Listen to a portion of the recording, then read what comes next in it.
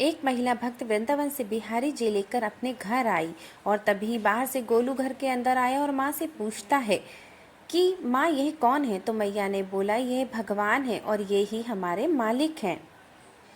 अब तो घर में जब भी कोई नई चीज़ बनती तो सबसे पहले बिहारी जी को भूख लगता। पहले यह सब चीज़ें गोलू को सबसे पहले मिलती थीं। इससे गोलू बहुत चिढ़ने लगा और मन ही मन ठाकुर जी को कोसने लगा। एक दिन गोलू की माँ का काम पर जाते समय बोली, गोलू यमुना जी से मटके में जल भरकर लाना।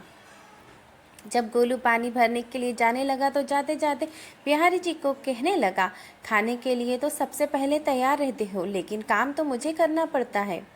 अगर यहाँ रहना है तो काम करो।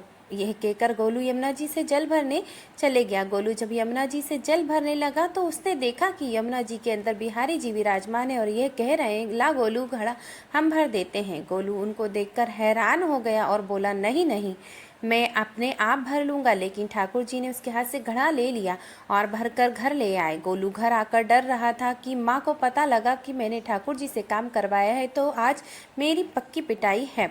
माँ ने घर आकर बिहारी जी के गीले कपड़े देखा तो एकदम से हैरान हो गई और कहने लगी, गोलू यह ज़रूर तेरी शरारत है, तूने ही इन पर जल डाला है।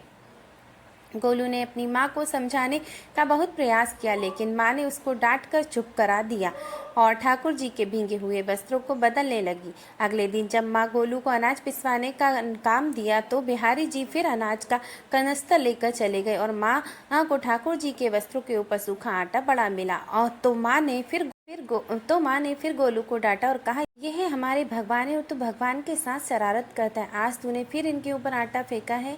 तो गोलू शपथ लेकर कहने लगा, नहीं माँ, मैंने कोई शरारत नहीं। यह तो मेरे हाथ से गेहूं का कनस्तर लेकर गोलू की माँ आज बहुत गुस्सा है। अगले दिन फिर माँ बोली, बेटा गोलू, आज तुम्हारे बाबा बाहर गांव से वापस लौट आए हैं, बस आज का ही काम है, तुम जंगल से थोड़ी लकड़ियाँ ले आना। गोलू फिर डर गया और कहीं ठाकुर जी मेरे पीछे ना आ जाएं। गोलू ने माँ को बोला कि मैं तो चला जाऊँगा, लेकिन बिहारी जी को समझा लो वह मेरे पीछे ना आए। उसकी माँ हंसकर बोली, हाँ हाँ समझा दूँगी, तुम जाओ तो सही। गोलू जल्दी जल्दी लकड़ियाँ लेने जंगल में चला गया और माँ काम पर चली गई। लेकिन उस दिन माँ काम से जल्दी वापस आ गई और देखा बिहारी जी अपनी चौकी पर विराजमान नहीं है।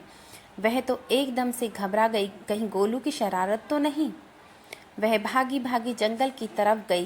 तभी उसने देखा गोलू के साथ एक इंसान लकड़ियों को लेकर घर आ रहा है। गोलू की माँ ये देखकर हैरान हो गई और यह तो बिहारी जी हैं, यह क्या हमारे भगवान हमारा काम कर रहे हैं।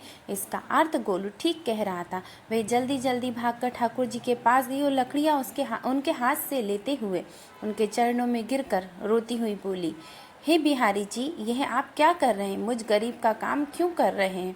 ठाकुर जी मुस्कुराते हुए बोले, हमें तो तेरे बेटे पर बहुत प्यार आता है, सब लोग हमें भगवान, लेकिन एक तेरा बेटा ही था जो हमको अपना मानता था। अपना मानकर वो हमें डांट भी देता था, हमारे साथ गुस्सा भी करता, और जो हमें एक बार अपना मान लेता तो हम उसके मान के लिए उसके हो जाते। हरि बोल।